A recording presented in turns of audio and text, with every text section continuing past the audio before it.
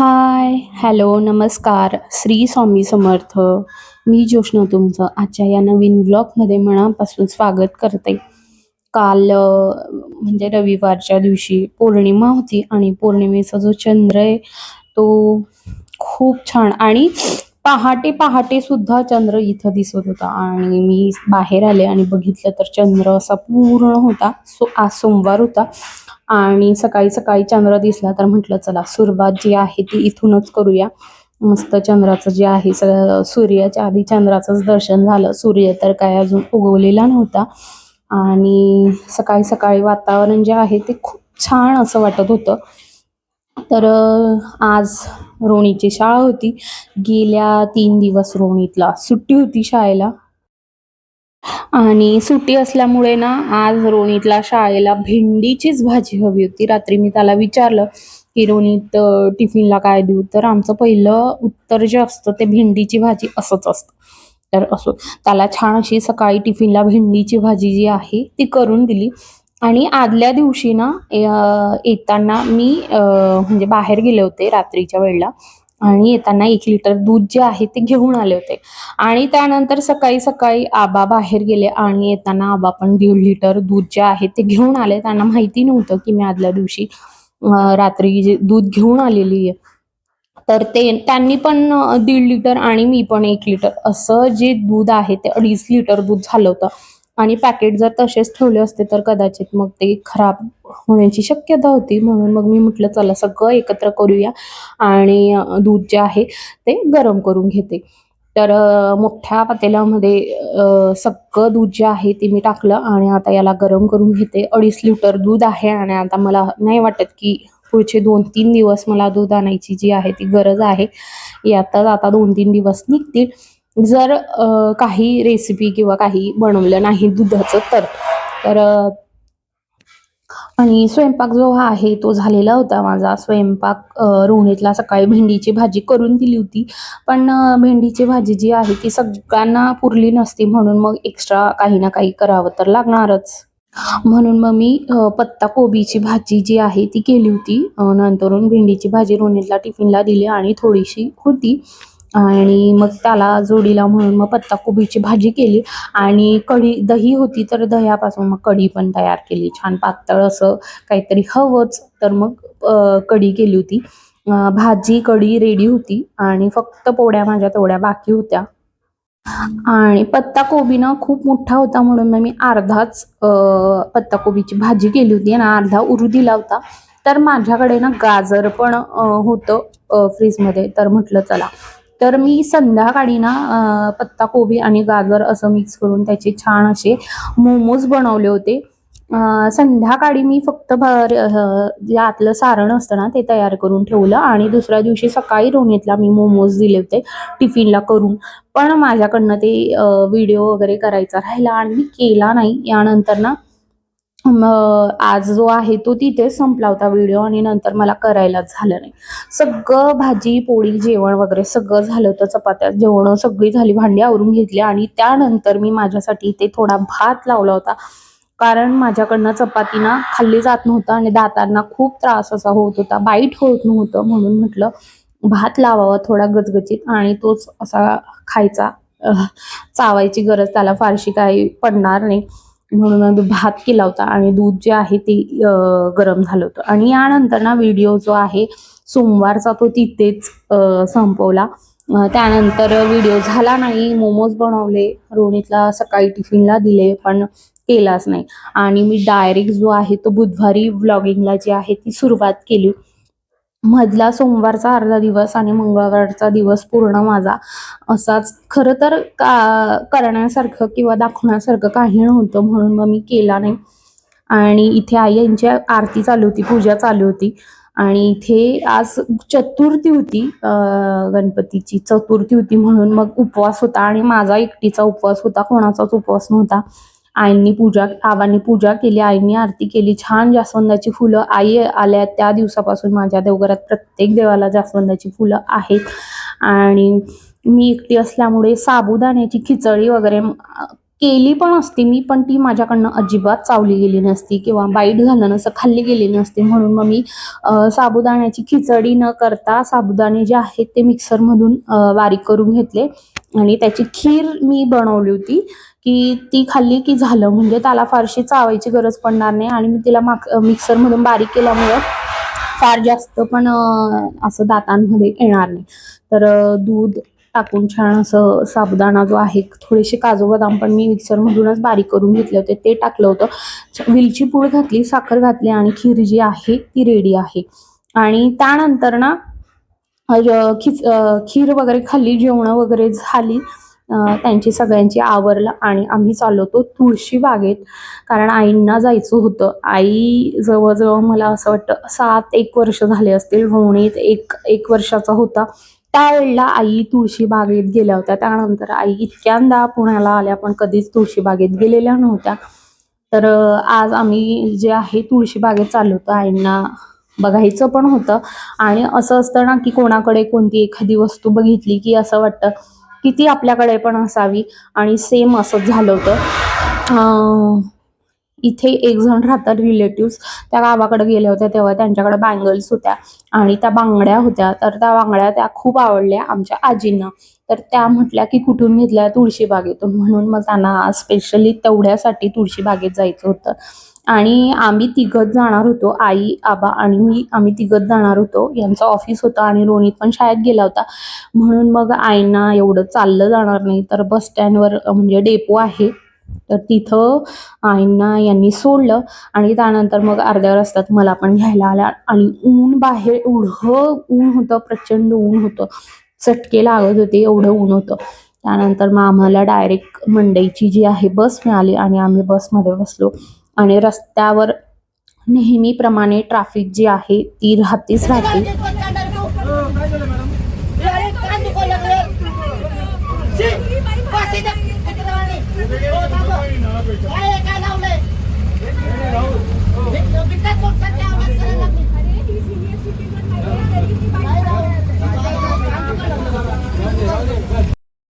आणि इथे ना बरीच भांडण झाली बसमध्ये. ती मी पुढे सांगेलच कशावरून आणि का झाली भांडण. तर आम्ही पोचलो होतो तुळशी बागेत. मंडईच्या इथे चौकात उतरलो आम्ही आणि त्यानंतर आज चतुर्थी होती, तर म्हटलं चला गणपतीचं दर्शन पण घेऊया. तर गणपतीचं दर्शन घ्यायला मग आम्ही दगडूशेठकडे गेलो. तर तिथे एवढी गर्दी होती कारण आज चतुर्थी होती. आणि मेन म्हणजे की गणपतीचं आत्ताच विसर्जन झालंय, म्हणजे गणपतीचं आत्ताच येऊन गेले. बरेच लोक तेव्हा येऊन गेले, तरी पण आज तिथे आज चतुर्थी असल्यामुळे बरेच जण लाईनमध्ये उभे होते आणि गर्दी होते. पण आम्हाला तेवढं पॉसिबल नव्हतं लाईनमध्ये उभं राहायचं. तर मग आम्ही बाहेरच्या साईडनंच दर्शन घेतलं, कारण आतमध्ये गेलो असतो तर कदाचित 1-1.5 तास आम्हाला लाईनमध्येच लागला असता आणि आईंकडनं तेवढं वेळ उभं राहिलं गेलं नसतं तिथे. तर मग आम्ही बाहेरच्या साईडनं दर्शन घेतलं. व्हिडिओ करत होते पण तिथे त्यांनी अलाउड नाही केलं, बंद करा म्हणून. मग व्हिडिओ पण झाला नाही गणपती बाप्पाचा. आणि पंडाल जे होतं ते पण अजून काढायचं राहिलंय, तसंच होतं.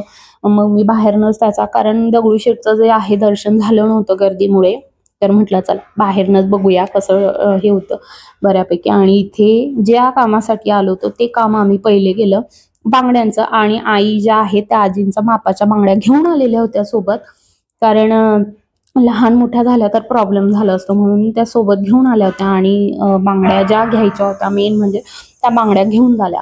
आणि तुळशी बागेत आलोय आणि काही वस्तू घेणार नाही असं तर काही होणार नाही. बांगड्या झाल्या. त्यानंतर इथं आता घरात लागणाऱ्या वस्तू ज्या आहेत त्या बघितल्या जात होत्या. आईंना लेमन स्क्वीज करण्यासाठी, लेमन पिळण्यासाठी पण हवं होतं, तर ते पण घेतलं. परत बेसिंगची जाडी घेतली. अशा छोट्या मोठ्या ज्या गोष्टी होत्या त्या आईंनी घेतल्या इथे. आणि मेन म्हणजे आता दिवाळी येते आणि दिवाळीसाठी बाहेर माळा वगैरे हव्या लावायला, दाराला म्हणा, बाहेर सजवायला म्हणा. आधीच्या आहेत पण त्या जुन्या झाल्यात आणि अजून एक्स्ट्रा दरवर्षी दिवाळी येते तर तेव्हा काही ना काही नवीन हवं, म्हणून मग आम्ही माळा पण घेतो त्या. आणि तुळशी बाग म्हटलं म्हणजे तिथे खूप फिरावं लागतं आणि थकलं होतं, म्हणून मग इथं आम्ही चहा प्यायला आलो. कारण आज उपवास होता आणि काही खाल्लं पण जाणार नव्हतं, मग चहा पिला. आणि चहा पिल्यानंतर मग तिथूनच आम्ही लगेच बस पकडली शेवाळेवाडीसाठी आणि घरी आलो. तर घरी येत असताना रस्त्यामध्ये इतकी ट्रॅफिक होती, इतकी ट्रॅफिक होती. खरं दुपारची वेळ होती. साधारण 1:30-1 वाजला होता आणि आम्ही जेव्हा बसमध्ये बसलो, तेव्हा 1:45 झाला होता आणि 1:45 ला आम्ही बसलो होतो आणि 1:45 ला बसल्यानंतर फार फार आम्ही 1:15 पर्यंत तरी घरी पोहोचलो असतो. पण ट्रॅफिक एवढी होती, बस ज्या डेपो होतं गाडीतडचं डेपो, तर तिथंच बसची एवढी गर्दी, तर त्यामुळे आणि जिकडं ज्या साईडला आम्ही राहतो तिथं कृषी फार्म पण आहे, तर त्यामुळे ना त्याची पण गर्दी असते, जे भाजी वगैरे घेऊन जाणाऱ्या गाड्या असतात त्याची. तर या साईडला पण त्या साईडला पण दोन्ही रस्ते जे होते पूर्ण जाम होते आणि रस्त्यात आहे ना ॲम्ब्युलन्स सुद्धा होती मागच्या साईडला. पण ॲम्ब्युलन्सला जाण्यासाठी सुद्धा जागा इथे नव्हती. पण तरी साईडला कशीबशी ती गाडी निघाली, पण तरी पुढे जाऊन ना ती अटकली होती. मग तिला ॲम्ब्युलन्सला जायला सुद्धा जागा मिळत नव्हती. कशीबशी आणि पोहोचायला जिथं आम्हाला 2:15 पर्यंत आम्ही घरी पोहोचलं पाहिजे होतं, तिथं आम्हाला 2:45 झाले घरी पोहोचायला. ज्या वेळेला रोनीचा टाईम होईल त्याच वेळेला पोहोचू असं आम्हाला वाटत होतं. आणि पोचलो स्टॉपवर आणि जिथं उतरायचं तिथं पण नाही, थोडं पुढंच त्यांनी सोडलं आम्हाला आणि त्यानंतर मग आम्ही चालत चालत जे आहे ते घरी येत होतो. आणि ऊन ऊन तर म्हणजे काही दिवस मागचे तर अजिबात ऊन बघायला मिळालं नाही. आता जे ऊन बघायला मिळतंय तर ते इतके चटके देत होते आणि उन्हात बाहेर घरामधून काही जाणवत नाही, बाहेर ऊन आहे नाही आहे. पण जेव्हा आपण बाहेर निघतो ना तेव्हा आपल्याला कळतं की ऊन कसं आहे असं. शॉपिंग वगैरे झाली होती आणि रोनी शाळेतनं येणार, रोनीची बस पण लेट झाली होती. खरं तर तो 2:30 ला येतो घरी, पण ट्रॅफिकमुळे त्यांची बस पण अटकली होती. तर मिस्टर पण खाली येऊन थांबले होते रोनीसाठी आणि आम्ही पण तिथंच थांबलो आणि मी रोनीतला म्हणत होती की आज तुला बघ सगळी फॅमिली जी आहे ती घ्यायला आली. आई, पप्पा, मम्मी सगळे तुला घ्यायला आलेत आणि आबा पण आलेत. तर तो खूप खुश होता की मला सगळे घ्यायला आले, आनंदात होता. आणि इथं रोनीची वेळ झाली होती ट्युशनची. रोज त्याची 4 वाजता ट्युशन असते आणि रोनी सध्या आबा आलायत म्हणून फार लाडवलाय. तर चहा, दूध प्यायचा होता त्याला आणि आधी मी त्याला विचारलं तर त्याला प्यायचा नव्हता आणि जशी 4 वाजले आणि मी चहा करायला घेतला, तर त्यावेळेला त्याला चहा, दूध प्यायचंच होता. मग दिला त्याला आणि 2 मिनिटात चहा दूध पिणारा तो जवळ-जवळ 10 मिनिटं त्या दूधसाठी लावत होता आणि त्यावरनं मी त्याला रागवत होती, की आवर पटपट, आवर पटपट. आणि ह्या बांगड्या मी पण घेतल्या. खरं तर आईंनी आजींसाठी घेतल्या. मग मला पण ह्या खूप आवडल्या, तर मी पण घेतल्या माझ्यासाठी ह्या बांगड्या. आणि माझ्याकडं आजूबाजूला ग्रीन बांगड्या घालतो आपण, त्याच्या आजूबाजूला घालण्यासाठी बांगड्या नव्हत्या. इतर भरपूर होत्या, पण अशा नव्हत्या. तर मग मी पण घेतल्या होत्या. ते म्हटलं चला तुम्हाला दाखवू. आणि त्यानंतर आज चतुर्थी आहे आणि स्वयंपाक करायचा होता. नैवेद्य खरं असं ठरवलं होतं करेल, भाजी पोळी वगैरे असं छान वगैरे करेल.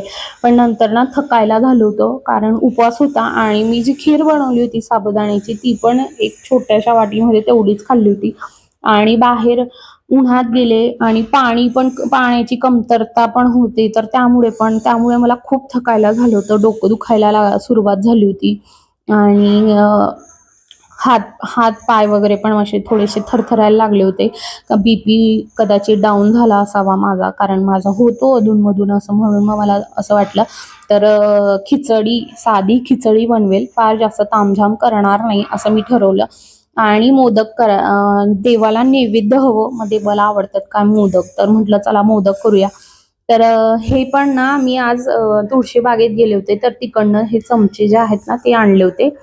तर त्याच्या मदतीनं मी आज उकडीचा मोदक जो आहे तो बनवत होती. म्हणजे ज्याला ज्याला कड्या करणं जमत नाही, पाकळ्या करणं जमत नाही, तर त्यांच्यासाठी हा साचा फार कामाचा आहे आणि मला खरं सांगते खूप आवडला तो. त्याच्यामध्ये मी थोडंसं लाटून घेतलं, नाही लाटलं तरी चालतं.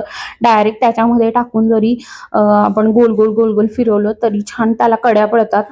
पण मी एकदा लाटून घेतलं, त्यामध्ये घातलं आणि आजूबाजूनं त्याला दाबून घेतलं, जेणेकरून त्याचा साचा पूर्ण त्याच्यामध्ये व्यवस्थित त्या पाकळ्या तयार होतील. आणि जे आहे बघा खूप छान असं तयार झालं. त्यात सारण घातलं आणि वरच्या साईडने दाबून घेतलं. तर मोदकच्या जसा आपण ते पाकळ्या करतो, सेम तसाच हा मोदक तयार झाला होता आणि खूप छान असा. मग मी म्हटलं नैवेद्य गणपतीसाठी आज मोदकांचाच करावा. मला नाही वाटत की याचा तामझाम फार जास्त होतो, फार सोपं असतं, पटकन होतं. सुरुवातीला मला वाटलं, पण आता खूप छान होतं, पटापट होतं. तर मी देवाला आज उकडीच्या मोदकांचाच नैवेद्य दिला, बाकी दुसरं काही बनवलं नव्हतं. मोदक वाफवून घेतले होते. फार जास्त नाही, थोडेच मोदक बनवले होते मी आणि खिचडी लावली होती बाजूला. कारण जोपर्यंत मी मोदक करायला घेतले, मोदक करत होती ना, त्यावेळेलाच माझ्या हात हात जे आहेत ना, थोडेसे असे थरथरायला लागले होते. मी पटापट जे आहे ते मोदक कसेबसे केले. पटकन कांदा, टोमॅटो, बटाटा चिरला, खिचडी लावली आणि संध्याकाळ झाली होती. तरी पण मग मी थोडीशी बसले, आराम केला आणि त्यानंतर मोदक झाल्यावर गणपती बाप्पाला नैवेद्य दिला, याचा मोदकांचा. आणि नैवेद्य दिल्या गेल्यानंतर मी बेडरूममध्ये जाऊन झोपले थोडीशी, कारण मला फार उन्हामुळे असावं, उपवास होता. त्यात पाणी पण कमी पिलं, कारण बाहेर गेलं आणि फार जास्त पाणी पिलं की तोही प्रॉब्लेम होतो. म्हणून मी पाणीही कमी पिलं होतं आणि त्यामुळे मला जो आहे तो त्रास सुरू झाला होता. आणि नैवेद्य दिला, जेवण केलं आणि मी काही न आवरता थोडंफार आवरलं जे होतं ते आणि तसेच झोपून गेले. बाकीचं जे आहे ते पुढचं आईंनीच केलं काय करायचं, कारण मला माझ्याकडनं काहीही करवत नव्हतं. तर आजचा ब्लॉग जो आहे तो इथेच संपवते. पुन्हा भेटू उद्याच्या ब्लॉगमध्ये. कसा वाटला नक्की कमेंट करून सांगा. बाय.